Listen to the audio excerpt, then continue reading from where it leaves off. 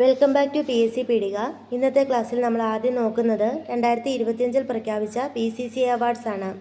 BCCI അവാർഡ്സിൽ lifetime achievement award 2025 ലഭിച്ചത് സച്ചിൻ തെണ്ടുൽക്കറിനാണ്. ലൈഫ് ടൈം അച്ചീവ്മെൻറ്റ് അവാർഡ് 2025 ലഭിച്ചത് സച്ചിൻ തെണ്ടുൽക്കറിനാണ്. ബെസ്റ്റ് ഇൻ്റർനാഷണൽ ക്രിക്കറ്റർ പുരുഷ വിഭാഗം നേടിയത് ജസ്പ്രീത് ബുംറയും വനിതാ വിഭാഗം ലഭിച്ചത് സ്മൃതി മന്ദാനയ്ക്കുമാണ്. Lifetime achievement award 2025 Sachin തെണ്ടുൽക്കറാണ്. ബെസ്റ്റ് ഇൻ്റർനാഷണൽ ക്രിക്കറ്റർ പുരസ്കാരം പുരുഷ വിഭാഗം ജസ്പ്രീത് ബുംറയും വനിതാ വിഭാഗം സ്മൃതി മന്ദാനയുമാണ് നേടിയത്. ഇനി ഈ ഒരു പുരസ്കാരത്തിൽ തന്നെ ബെസ്റ്റ് ഇൻ്റർനാഷണൽ ഡെബ്യൂട്ട് അവാർഡ് പുരുഷ വിഭാഗം ലഭിച്ചത് സർഫറാസ് ഖാനാണ്. വനിതാ വിഭാഗം ലഭിച്ചത് ആശാ ശോഭനയ്ക്കുമാണ്. ഇനി BCCI സ്പെഷ്യൽ അവാർഡ് ലഭിച്ചത് രവിചന്ദ്രൻ അശ്വിനാണ്. അപ്പോൾ നമ്മൾ നോക്കിയത് 2025 പ്രഖ്യാപിച്ച BCCI അവാർഡ്സ് ആണ്. ഇതിൽ ലൈഫ് ടൈം അച്ചീവ്മെൻറ്റ് അവാർഡ് 2025 ലഭിച്ചത് സച്ചിൻ തെണ്ടുൽക്കറിന്. ബെസ്റ്റ് ഇൻ്റർനാഷണൽ ക്രിക്കറ്റർ പുരുഷ വിഭാഗം ജസ്പ്രീത് ബുംറയും വനിതാ വിഭാഗം സ്മൃതി മന്ദാനയും നേടി. ബെസ്റ്റ് ഇൻ്റർനാഷണൽ ഡെബ്യൂട്ട് അവാർഡ് പുരുഷ വിഭാഗം ലഭിച്ചത് സർഫറാസ് ഖാനും വനിതാ വിഭാഗം ലഭിച്ചത് ആശാ ശോഭനയ്ക്കുമാണ്. BCCI സ്പെഷ്യൽ അവാർഡ് ലഭിച്ചത് രവിചന്ദ്രൻ അശ്വിന്.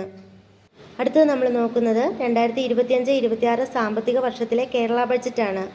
ഈ ബഡ്ജറ്റ് അവതരിപ്പിച്ചത് കേരള ധനകാര്യമന്ത്രി KN ബാലഗോപാലാണ്. അദ്ദേഹത്തിൻ്റെ 5ാമത്തെ ബഡ്ജറ്റാണെന്ന് ഓർക്കുക. 2025 ഫെബ്രുവരി 7-നാണ് ഈ ബഡ്ജറ്റ് അവതരിപ്പിച്ചത്. ഈ വർഷം മുതൽ സിറ്റിസൺ ബഡ്ജറ്റ് എന്ന് പറയുന്ന ബഡ്ജറ്റ് രേഖ കൂടി പ്രസിദ്ധീകരിച്ചു. അതായത് സാധാരണക്കാർക്ക് ഈ ബഡ്ജറ്റുമായി ബന്ധപ്പെട്ട വരവുകളും ചെലവുകളും മനസ്സിലാക്കുക എന്ന ലക്ഷ്യത്തോടെയാണ് സിറ്റിസൺ ബഡ്ജറ്റ് എന്ന ബഡ്ജറ്റ് രേഖ പുറത്തിറക്കിയിരിക്കുന്നത്. ഇനി ഈ ബഡ്ജറ്റിൽ ഏറ്റവും കൂടുതൽ വരവ് ലഭിച്ചത് GST, വിൽപ്പന നികുതി, മദ്യം, ലോട്ടറി തുടങ്ങിയവയിൽ നിന്നാണ്. ചെലവ് സർക്കാർ ജീവനക്കാരുടെ ശമ്പളം, പെൻഷൻ, മുമ്പ് വാങ്ങിയ കടത്തിൻ്റെ പലിശ തുടങ്ങിയവയ്ക്കുമാണ്. അപ്പോൾ 2025-26 സാമ്പത്തിക വർഷത്തിൽ ബഡ്ജറ്റ് അവതരിപ്പിച്ചത് കേരള ധനകാര്യമന്ത്രി KN ബാലഗോപാൽ. അദ്ദേഹത്തിൻ്റെ 5ാമത്തെ ബഡ്ജറ്റ് 2025 ഫെബ്രുവരി 7-നാണ് അവതരിപ്പിച്ചത്. ഇനി സിറ്റിസൺ ബഡ്ജറ്റ് എന്ന് പറയുന്ന ബഡ്ജറ്റ് രേഖ കൂടി പ്രസിദ്ധീകരിച്ചിട്ടുണ്ട്. അടുത്തത് 2025-26 സാമ്പത്തിക വർഷത്തിലെ കേരള ബഡ്ജറ്റിലെ മറ്റു പ്രഖ്യാപനങ്ങളാണ് നോക്കുന്നത്. തിരുവനന്തപുരം മെട്രോ റെയിലിൻ്റെ പ്രാരംഭ പ്രവർത്തനങ്ങൾ 2025-26 ആരംഭിക്കും. പ്രവാസികളും നാടുമായുള്ള ബന്ധം പ്രോത്സാഹിപ്പിക്കാൻ വേണ്ടി ലോക കേരള കേന്ദ്രങ്ങൾ സ്ഥാപിക്കും. 2025-26 സാമ്പത്തിക വർഷത്തിൽ ലൈഫ് പദ്ധതിയിലൂടെ കുറഞ്ഞത് 1 ലക്ഷം വീടുകൾ പൂർത്തിയാക്കും. നമുക്കറിയാം, എല്ലാവർക്കും പാർപ്പിടം ലഭ്യമാക്കുക എന്ന ലക്ഷ്യത്തോടെ നടപ്പാക്കുന്ന പദ്ധതിയാണ് ലൈഫ് പദ്ധതി. അപ്പോൾ 2025-26 സാമ്പത്തിക വർഷത്തിൽ ലൈഫ് പദ്ധതിയിലൂടെ കുറഞ്ഞത് 1 ലക്ഷം വീടുകൾ പൂർത്തിയാക്കും.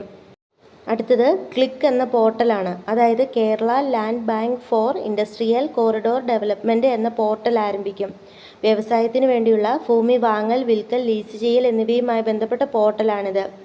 ക്ലിക്ക് എന്ന പോർട്ടലാണ് മറ്റൊരു പ്രഖ്യാപനം. Kerala land bank for industrial corridor development എന്ന പോർട്ടൽ വ്യവസായത്തിന് വേണ്ടിയുള്ള ഭൂമി വാങ്ങൽ, വിൽക്കൽ, ലീസ് ചെയ്യൽ എന്നിവയുമായി ബന്ധപ്പെട്ട പോർട്ടലാണിത്. അടുത്തത് കണ്ണൂർ, കൊല്ലം, കൊട്ടാരക്കര തുടങ്ങിയ സ്ഥലങ്ങളിൽ IT പാർക്കുകൾ സ്ഥാപിക്കും. പിന്നെ കേരളത്തിൽ ഒഴിഞ്ഞുകിടക്കുന്ന വീടുകൾ ടൂറിസത്തിന് വേണ്ടി പ്രയോജനപ്പെടുത്തുന്നതിനായിട്ട് K-ഹോംസ് പദ്ധതി ഓർത്തിരിക്കുക. K-ഹോംസ് പദ്ധതി കേരളത്തിൽ ഒഴിഞ്ഞുകിടക്കുന്ന വീടുകൾ ടൂറിസത്തിന് വേണ്ടി പ്രയോജനപ്പെടുത്തുന്നതിനായിട്ടാണ്. അടുത്തത് കേരളത്തിലെ ഹൈഡ്രജൻ ഉൽപ്പാദനത്തിലുള്ള സാധ്യത പ്രയോജനപ്പെടുത്താൻ വേണ്ടി ഹൈഡ്രജൻ വാലി എന്ന പദ്ധതി ആരംഭിക്കും. പദ്ധതി ഓർത്തിരിക്കുക. ഹൈഡ്രജൻ വാലി പദ്ധതി കേരളത്തിലെ ഹൈഡ്രജൻ ഉൽപ്പാദനത്തിനുള്ള സാധ്യത പ്രയോജനപ്പെടുത്തുന്നതിന് വേണ്ടി ഹൈഡ്രജൻ വാലി എന്ന പദ്ധതി ആരംഭിക്കും.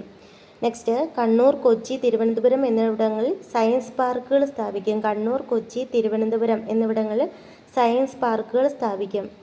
അടുത്തത് ന്യൂ ഇന്നിങ്സ് എന്ന പദ്ധതിയാണ്. അതായത് മുതിർന്ന പൗരന്മാർക്ക് വേണ്ടി വ്യവസായങ്ങൾ തുടങ്ങാൻ അല്ലെങ്കിൽ അവരുടെ സംരംഭങ്ങൾ പ്രോത്സാഹിപ്പിക്കാൻ വേണ്ടി ന്യൂ ഇന്നിങ്സ് എന്ന പദ്ധതി ആരംഭിക്കും. മുതിർന്ന പൗരന്മാർക്ക് വേണ്ടി വ്യവസായങ്ങൾ തുടങ്ങാൻ അല്ലെങ്കിൽ അവരുടെ സംരംഭം പ്രോത്സാഹിപ്പിക്കാൻ വേണ്ടി ന്യൂ ഇന്നിങ്സ് എന്ന പദ്ധതി ആരംഭിക്കും. അടുത്തത് MD സ്മാരകം, പഠനകേന്ദ്രം എന്നിവ ആരംഭിക്കും. തിരൂർ തുഞ്ചൻപറമ്പിനോട് ചേർന്ന് MD സ്മാരകം, പഠനകേന്ദ്രം ആരംഭിക്കും. അടുത്തത് വൈക്കം സത്യാഗ്രഹ സ്മാരകവും പഠനകേന്ദ്രവും സ്ഥാപിക്കും. വൈക്കം സത്യാഗ്രഹത്തിൻ്റെ 100ാം വാർഷികം ആചരിച്ചതിൻ്റെ സമാപനം 2025 കഴിഞ്ഞതുമായി ബന്ധപ്പെട്ടാണ് വൈക്കം സത്യാഗ്രഹ സ്മാരകവും പഠനകേന്ദ്രവും സ്ഥാപിക്കാൻ തീരുമാനിച്ചിരിക്കുന്നത്. ഇനി പാമ്പ് വിഷബാധ ജീവഹാനി രഹിത കേരളം എന്ന പദ്ധതിയാണ്. അടുത്ത 5 വർഷം കൊണ്ട് പാമ്പുകടിയേറ്റമുള്ള മരണം കേരളത്തിൽ ഇല്ലാതാക്കുക എന്നാണ് ഇതിൻ്റെ ലക്ഷ്യം. അടുത്തത് സ്വദേശാഭിമാനി കേസരി പുരസ്കാരത്തിൻ്റെ സമ്മാനത്തുക 1.5 ലക്ഷമായി വർദ്ധിപ്പിച്ചു. മുൻപ് 1 ലക്ഷമായിരുന്നത് ഇപ്പോൾ 1.5 ലക്ഷമായിട്ട് വർദ്ധിപ്പിച്ചു. അടുത്തത് ബ്രേക്ക് ത്രൂ പദ്ധതിക്ക് 10 കോടി രൂപ അനുവദിച്ചു. എറണാകുളം ജില്ലയിലെ വെള്ളക്കെട്ട് ഒഴിവാക്കാൻ വേണ്ടി ഉണ്ടായിരുന്ന പദ്ധതിയായ ബ്രേക്ക് ത്രൂ പദ്ധതിക്ക് 10 കോടി രൂപ വകയിരുത്തി. നെക്സ്റ്റ്, തകർന്നുപോയ അല്ലെങ്കിൽ പ്രതിസന്ധിയിലായ വ്യവസായങ്ങൾക്ക് വേണ്ടി പുനരുജ്ജീവനം പദ്ധതി. പിന്നെ കോഴിക്കോട് ജില്ലയിൽ ബയോളജിക്കൽ പാർക്ക് സ്ഥാപിക്കും. പിന്നെ കൊല്ലം ശാസ്താംകോട്ടയിൽ ഇക്കോ ടൂറിസം പദ്ധതി നടപ്പിലാക്കും. കൊട്ടാരക്കരയിൽ സയൻസ് മ്യൂസിയം സ്ഥാപിക്കും. അടുത്തത്, അടിസ്ഥാന ഭൂനികുതി സ്ലാബുകളിലെ നിരക്കുകൾ 50% വർദ്ധിപ്പിക്കും.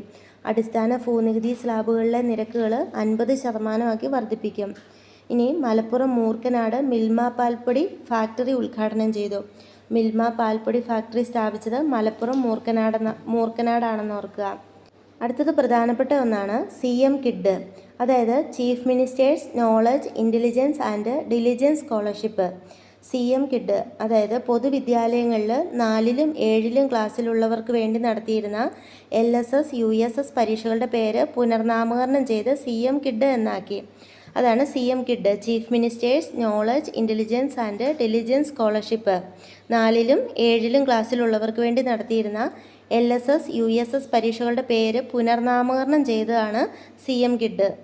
അപ്പോൾ 2025-26 സാമ്പത്തിക വർഷത്തിലെ കേരള ബഡ്ജറ്റിലെ പ്രധാനപ്പെട്ട കാര്യങ്ങളാണ് നമ്മൾ നോക്കിയത്. അടുത്തത് നമ്മൾ നോക്കുന്നത് ഗ്രാമി അവാർഡ് 2025 ആണ്. 67ാമത് ഗ്രാമി അവാർഡാണ് 2025 പ്രഖ്യാപിച്ചത്. ഈ അവാർഡിൽ റെക്കോർഡ് ഓഫ് ദ ഇയർ പുരസ്കാരം ലഭിച്ചത് നോട്ട് ലൈക്ക് അസ് എന്ന സോങ്ങിലൂടെ കെൻഡ്രിക് ലാമറിനാണ്.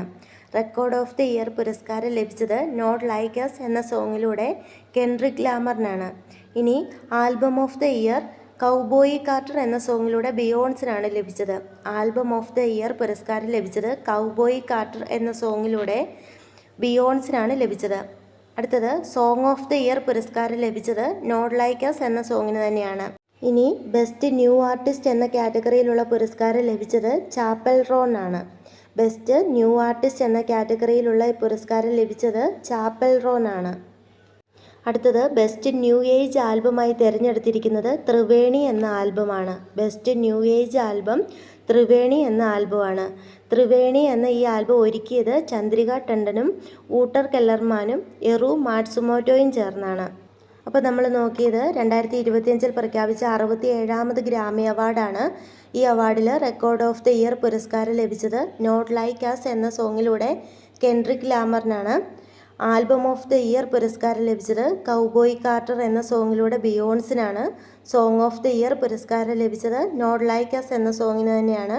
ബെസ്റ്റ് ന്യൂ ആർട്ടിസ്റ്റ് എന്ന കാറ്റഗറി പുരസ്കാരം ലഭിച്ചത് ചാപ്പൽ റോൺ ആണ്. ബെസ്റ്റ് ന്യൂ ഏജ് ആൽബമായി തിരഞ്ഞെടുത്തത് ത്രിവേണി എന്ന ആൽബമാണ്. ഇപ്പോൾ നമ്മൾ ഈ ക്ലാസ്സിൽ നോക്കിയത് BCCI അവാർഡ് 2025 പ്രഖ്യാപിച്ച BCCI അവാർഡും 2025-26 സാമ്പത്തിക വർഷത്തിലെ കേരള ബഡ്ജറ്റും 2025 പ്രഖ്യാപിച്ച 67ാമത് ഗ്രാമി അവാർഡ്സുമാണ്. ഇതിൻ്റെ അകത്ത് പ്രധാനപ്പെട്ട പോയിന്റുകൾ മാത്രമാണ് നമ്മൾ നോക്കിയിരിക്കുന്നത്. എല്ലാവരും നന്നായിട്ട് പഠിക്കുക. ഈ ക്ലാസ് നിങ്ങൾക്ക് ഉപകാരപ്പെട്ടുവെങ്കിൽ ലൈക്ക് ചെയ്യുക, സബ്സ്ക്രൈബ് ചെയ്യുക, അഭിപ്രായങ്ങൾ കമൻറ്റ് ചെയ്യുക. അടുത്ത വീഡിയോയിൽ കാണാം. താങ്ക്